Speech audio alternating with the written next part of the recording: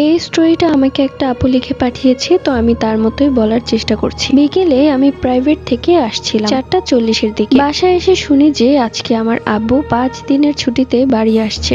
আমি তো অনেক খুশি। আমরা 2 বোনই ছিলাম বাবার প্রিয় মেয়ে। বাবা বাড়ি পৌঁছালো 4টার সময়। বাবা আমাদের দুজনের জন্য অনেক কিছু নিয়ে এসেছিল। ওইগুলো রেখে আমি ঘুমানোর জন্য বেডরুমে যাই, আর আমার আম্মু, আব্বু আর ছোট বোন একসাথেই ঘুমাবে। মূলত আমার আব্বু আসলে আমি একা ঘুমাই, এবং আব্বু চলে গেলে আমি আম্মু এবং ছোট বোনের সাথে ঘুমাই। ওই দিন রাত্রিবেলা ভালো করে ঘুম হলেও পরের দিন রাত্রিবেলা ঠিক রাত 3:30-এর দিকে আমার ঘুম ভেঙে যায়। এভাবে কোনো দিন আমার ঘুম ভেঙে যায়নি, এই প্রথম আমার ঘুম ভেঙে গিয়েছিল। কিছুক্ষণ পর আমি শুনতে পেলাম কিসের যেন একটা খটখট শব্দ হচ্ছে, কিন্তু আমি অত একটা পাত্তা দিইনি। কিন্তু কিছুক্ষণ পর বাহিরে আবারও সেই খটখট শব্দটা শুনতে পাই। আমাদের রান্নাঘরের দরজার সামনে পাখির কিচিরমিচির শব্দ শুনতে পাই। এত শব্দের পরও বাসার কেউ ওঠে না। তখন আমি কি করব?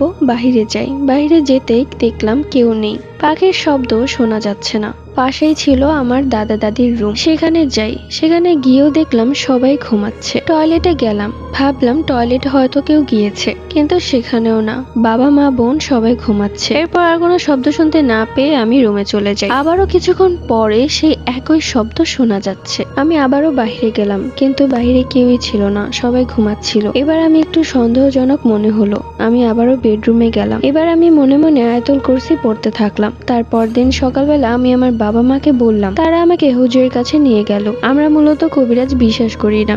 এবার আমাকে একটা মারলি পরিয়ে দিল। আচ্ছা, এই মারলি জিনিসটা কি? কেউ যদি জেনে থাকো অবশ্যই কমেন্ট করে জানাও। যাই হোক, সেই রাত্রিবেলা কিছুই হয়নি, এবং তারপর দিন থেকেই আমি সুস্থ, ভালো আছি। এবং গল্পটি এখানে এসে আই এম সো সরি আমাকে এভাবে বলতে হচ্ছে, কিন্তু যে এই গল্পটা লিখে পাঠিয়েছে একটাও দাড়ি কমা কিছুই লিখেনি, তাই কোন লাইন থেকে কোন লাইনে চলে গেছে সেটা আমি বুঝতেই পারিনি। তারপরেও তার স্টোরিটা পড়ে যতটুকু বুঝেছি আমি সেটাই বললাম। তোমরা অনেকেই আমাকে গল্প লিখে পাঠাও একদম এক লাইন বাই লাইন, না আছে কোনো দাড়ি, না আছে কোনো কমা, তাই আমার বুঝতে অনেক বেশি কষ্ট হয়। তাই দয়া করে তোমরা একটু সুন্দর করে দাড়ি কমা দিয়ে গুছিয়ে লিখো। আর হ্যাঁ, যাদের স্টোরিগুলো এখনো আমি নিতে পারিনি তারা একটু আবারও মেসেজ করো আমাকে, কেননা তোমরা হয়তো জানো যে কম বেশি অনেকেরই মেসেজের রিপ্লাই দিই। তো ওই মেসেজগুলোর কারণে কিন্তু তোমাদের গল্পগুলো অনেক নিচে চলে গিয়েছে। তাই প্লিজ তোমরা একটু আবারও আমাকে মেসেজ করো। অ্যান্ড হ্যাঁ, এবার আমি তোমাদের গল্পগুলো বলবো। তোমরা একটু জলদি জলদি মেসেজ করো আমাকে। হাতে মাত্র 2 দিন আছে। এই 2 দিনে আমি 10টি গল্প সিলেক্ট করব।